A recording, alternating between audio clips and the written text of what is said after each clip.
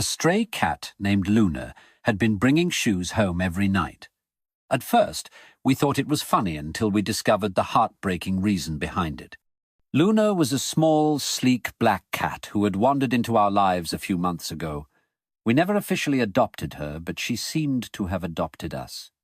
She came and went as she pleased, disappearing for hours and reappearing just in time for dinner.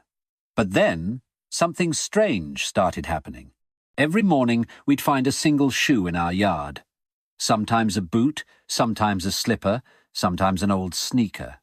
At first, we laughed, joking that Luna was a little thief. But then we noticed a pattern every shoe was the same size and belonged to a man. One morning, I recognized one of the shoes.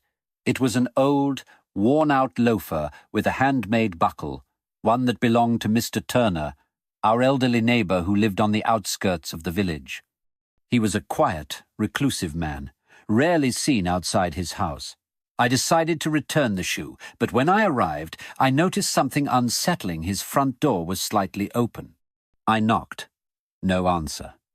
I pushed the door open and stepped inside. The house was eerily quiet, dust settling in the air. The furniture was untouched, but something felt wrong.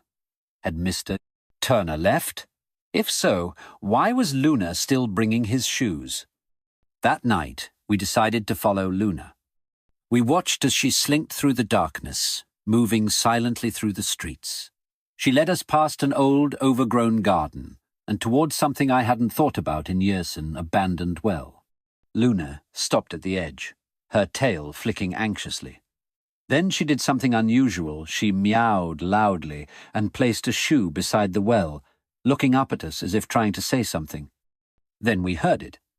A faint, hoarse voice from deep within the well. "Help, please." My heart stopped. We peered inside and saw him, Mr. Turner.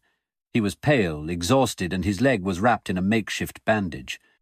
He had fallen into the well days ago, unable to climb out, his house too far from others for anyone to hear his cries. No one had heard him. No one except Luna.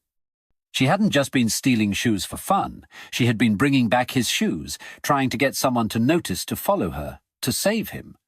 We called for help immediately. When Mr. Turner was finally pulled out and taken to the hospital, he could barely speak through his tears. "You saved my life, little one," he whispered, stroking Luna's fur. From that night on, Luna never brought home another shoe. She didn't need to. She had already done the most important thing.